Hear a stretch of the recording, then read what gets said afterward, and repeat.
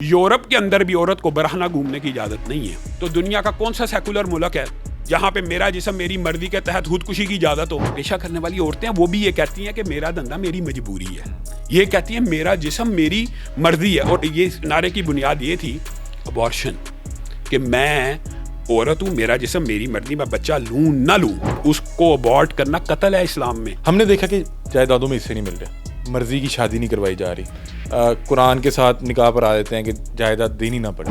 मैं आधी नहीं मैं पूरी हूँ, ये नारा भी लगता है। उसका वो इशारा कहाँ कर रही होती हैं? इस्लाम के एक किसास के ऊपर जो हिट कर रही होती हैं कि औरत को कत्ल किया जाए, औरत को कत्ल किया जाए, अगर औरत कत्ल हो तो उसकी दियत 50 ऊँट होती है, मर्द कत्ल हो उसकी दियत 100 ऊँट होती है। यहाँ तक मैंने औरतों को सुना कहते हुए कि जी मर्दों को 4 शादियों की इजाज़त है, तो हमें 4-5 की इजाज़त, 3-4 की इजाज़त नहीं है। भाई ये अल्लाह के ऊपर ईमान रखने वाली औरतों के लिए है, जिनको अल्लाह के ऊपर ईमान नहीं, इस्लाम नहीं, वो जितनी मर्जी चाहे करती रहे। मुआशरे के अंदर क्या रेनबो फ्लैग यानी गेज एंड लेस्बियन के हुकूक के नारे भी हमारे पाकिस्तान के ऊपर ऐसा ज़वाल आना था। अगर इस मरतबा कोई खिलाफ इस्लाम, खिलाफ शरीयत, जू मैनी नारा, रेनबो फ्लैग लहराया गया तो हम उस वक्त तक एहतजाज करेंगे जब तक ये मुकदमात दर्ज नहीं होंगे। तो इंतहा ये कर दी कि जो बीमारी के अय्याम के कपड़े उन्होंने कहा उनको बोर्ड्स के ऊपर स्कूलों के अंदर लगा दिया जाए। तो अब मुझे बताएं कि ये वाहियात कल्चर, अली अहमदाबाद, ये वही औरतें जो हिजाब के खिलाफ नारे लगाती थी और कोरोना के बाद 2 साल मुंह से मास्क नहीं उतारा, और ये क्या कहा करती थी कि हिजाब के साथ पढ़ाई सही नहीं होती, हिजाब के साथ जॉब नहीं हो सकती। अस्सलाम वालेकुम नाजरीन, मैं हूं आपका मेज़बान अली हमज़ा और आप देख रहे हैं नियो न्यूज़। नाजरीन, जैसा कि आप लोग जानते हैं कि 8 मार्च आ रहा है और 8 मार्च को इंटरनेशनली वुमेंस डे के तौर पे मनाया जाता है। हमने देखा कि पिछले 4-5 साल से हर बार जब 8 मार्च आता है तो कुछ ख़वातीन जो हैं रोड्स पे निकलती हैं और अपने कुछ मुतालबात लेके आती हैं। हमारे साथ इस वक्त अल्लामा हशाम इलाही ज़हीर मौजूद हैं, जो कि इस तरह की जितनी भी सोशल इशूज़ हैं उन पर बड़ा खुल डुल के बात करते हैं। अल्लामा साहब से बातचीत करते हैं। अस्सलाम वालेकुम। वालेकुम अस्सलाम व रहमतुल्लाहि व बरकातहू। अल्लामा साहब कैसे हैं आप? अल्लाह का करम, अल्लाह का एहसान। अल्लामा साहब, सबसे पहले ये बताएं कि क्यों नहीं ख़वातीन को एहतजाज का हक़ दिया जा रहा?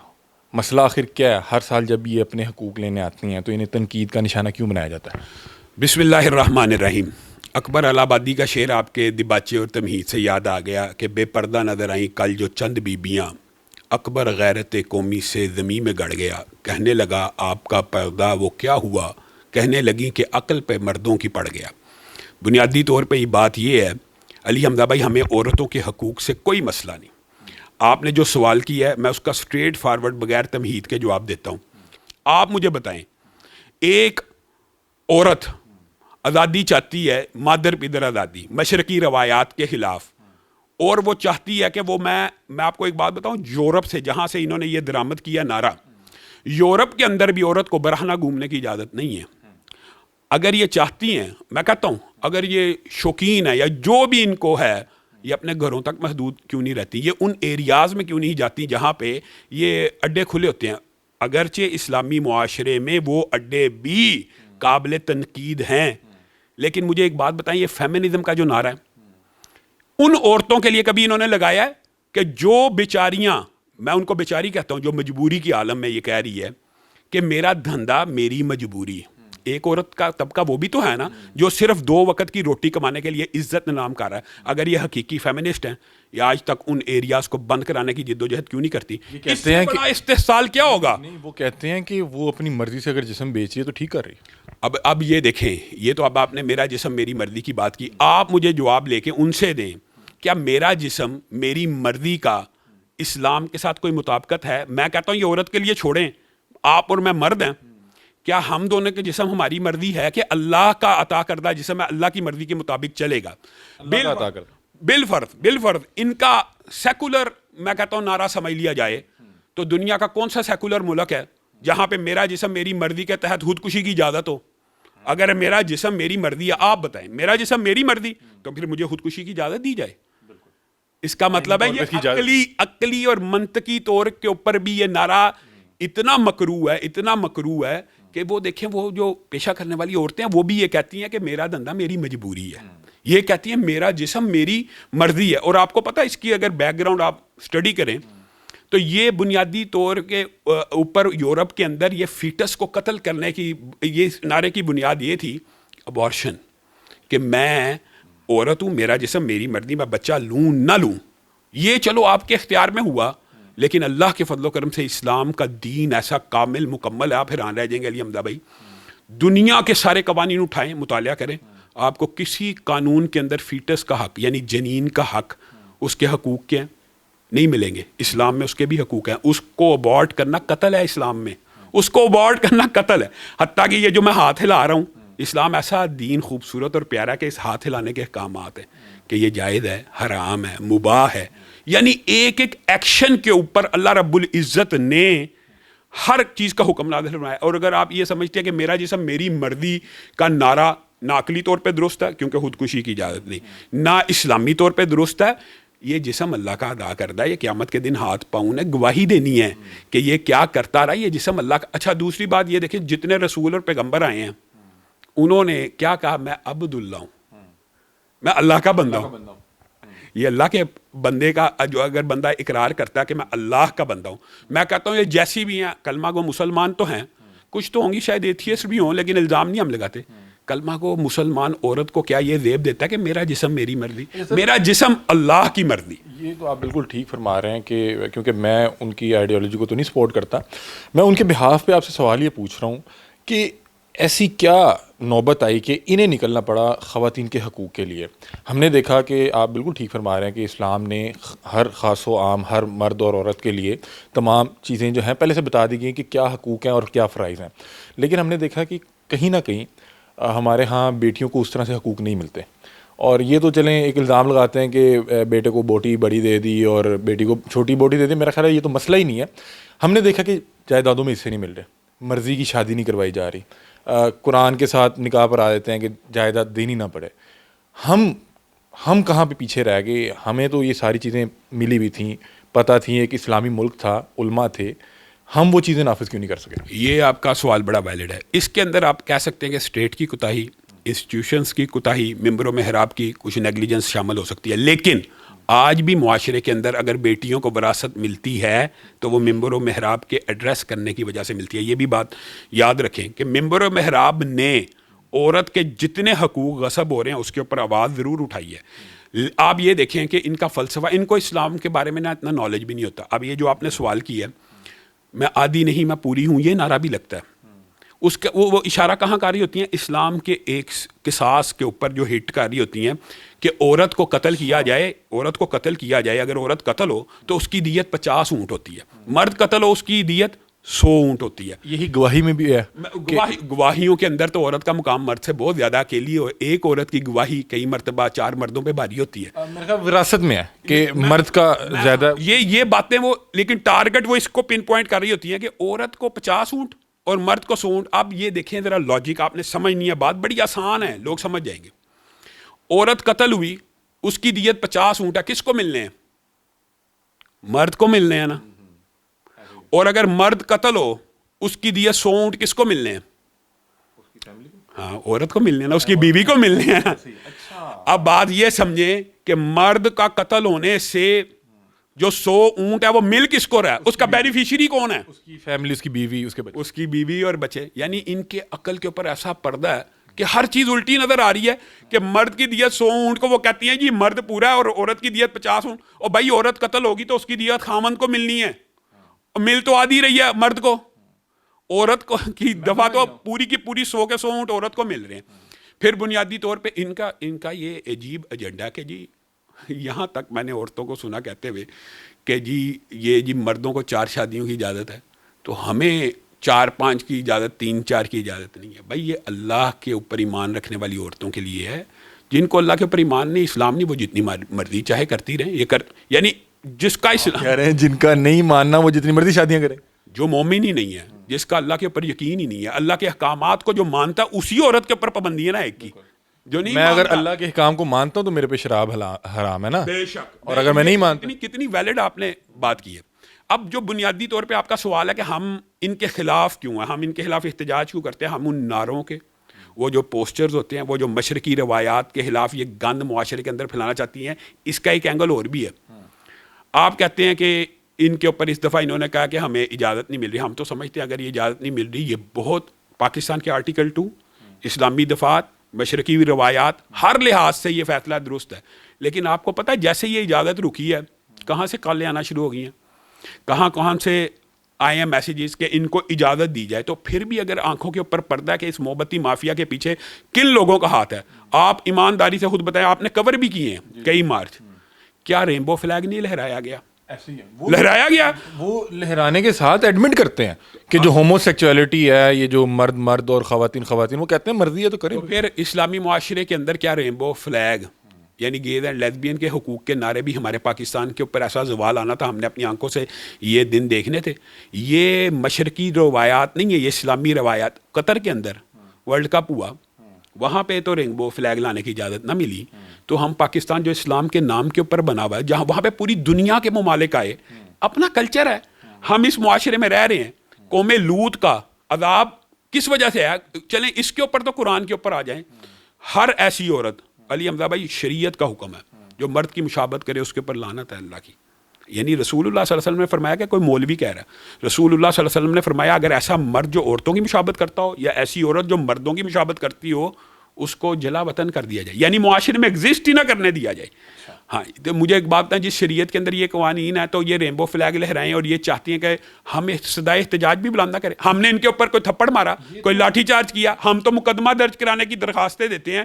اگر یہ بات میں آپ کے وساطت سے کہنا چاہتا ہوں, اور مارچ والی تمام خواتین سن لیں, اگر اس مرتبہ کوئی خلاف اسلام, خلاف شریعت زو مینی نعرہ رینبو فلیگ لہرایا گیا تو ہم اس وقت تک احتجاج کریں گے جب تک یہ مقدمات درج نہیں ہوں گے. یہ پاکستان کا آئین کہتا ہے, پاکستان کا لاء کہتا ہے. آپ مجھے بتائیں کہ جو یہ رینبو فلیگ ہے یا ہومو سیکچولیٹی کی کھلے عام بات کرنا اور کہنا کہ اس کو کریں, لیگل کریں, یہ ہمارے آئین کے تناظر میں اس کو کیسے دیکھا جائے گا؟ پاکستان کا جو آئین ہے اس کے اندر اسلامی دفعات موجود ہیں, اور آرٹیکل 2 کے اندر اور قرارداد مقاصد کے اندر, باچے کے اندر, آئین کے اندر واضح طور پہ لکھا ہوا ہے کہ پاکستان کے معاشرے میں اسلامی تعلیمات کو رواج دیا جائے گا, خلاف اسلام باتوں کو سنب کیا جائے گا, روکا جائے گا.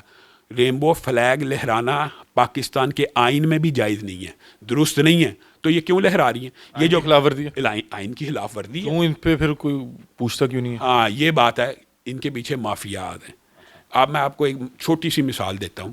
اگر یہ حقیقی فیمنزم کے نعرے لگاتے ہو, پچھلے دنوں آپ نے ایک بہت بڑا کیس ہان مری کا سنا, وہ بیچارہ ہر این جی او کے پاس گیا, ہر این جی او کے پاس, ادھر سے پیسہ ملنے کا امکان نہیں تھا تو وہ ہوش میں نہیں آئے. لیکن جیسے ہی اس کے 2 بیٹے شہید ہوئے ہیں, یہ این جی اوز گدوں کی طرح ان کی لاشوں کو بمبوڑنے کے لیے آگے کہ اب پیسہ آنے کا ٹائم آ گیا. یہ بیرونی ایجنڈا ہے, یہ مغرب کا ایجنڈا ہے. یہ اچھا, یہ نا ہمیں ایک عادی بھی بنا رہے ہیں, میرا جسم میری مرضی, میرا جسم میری مرضی. اب یہ سن کے ہمیں اتنا واہیات نعرہ نہیں لگتا, حالانکہ اس کے اندر جتنی سنگینی اور قباحت ہے, یہ شریعت کا بھی مذاق ہے, عقل اور منطق کا بھی مذاق ہے, دین کا بھی مذاق ہے, مشرقی روایات کا. یہ تو بغاوت ہے اللہ کے سامنے کھڑے ہونے والی بات ہے. یعنی ہم مخلوق نہیں ہیں. وہ یہ کر رہے ہیں کہ ایک نعرہ اتنا کہا جائے کہ ہمیں لگے کہ ٹھیک ہے. اب میں آپ کو ایک بات بتاتا ہوں کہ جو ایتھیسٹ بھی ہوتا ہے نا, وہ بھی اس بات کا قائل ہوتا ہے میں مخلوق ہوں, وہ اپنے آپ کو خالق نہیں کہتا. تو ان کی مسلمانوں کی عقل کے اوپر پردہ کہ ہم مخلوق ہیں, ہمارا ایک خالق ہے, اس نے یہ جسم دیا ہے, اس نے ساتھ ایک کتاب دی ہے کہ یہ اس کے مطابق جسم کو چلنا چاہیے. وہ کتاب وہ لاء کی ہے, قرآن پاک ایک آئین اور دستور اور قانون کی کتاب بھی ہے, اور معاشرے کے اندر زندہ رہنے کی کتاب بھی ہے. وہ جو پوری کتاب ساتھ دی ہے, جسم نے اس کے مطابق چلنا ہے کہ اپنی عقل کے مطابق چلنا ہے. خالق جو کریٹر ہے اس کو پتہ ہے. ایک عام مشین کی مثال لے لیں, کمپیوٹر کی مثال لے لیں, ساتھ ایک بکلیٹ آتا ہے, اگر اس کے مطابق نہیں چلائیں گے تو سپارک ہو جائے گا, خراب ہو جائے. تو یہ سسٹم خراب ہو چکا ہے. میں ان کو یہ کہتا ہوں, آئیں, دعوت بھی ہے, اگر آپ حقیقی فیمنسٹ ہیں آئیں. برائی کے جتنے اڈے, عورتوں کا سب سے بڑا استحصال یہ ہے کہ جو برائی کے اڈے کھلے ہوئے ہیں. مسجدیں, یا آپ یہ دیکھیں, مسجدیں جو ہوتی ہیں وہ کعبۃ اللہ کی بیٹیاں نہیں ہوتی, خانہ کعبہ کی بیٹیاں.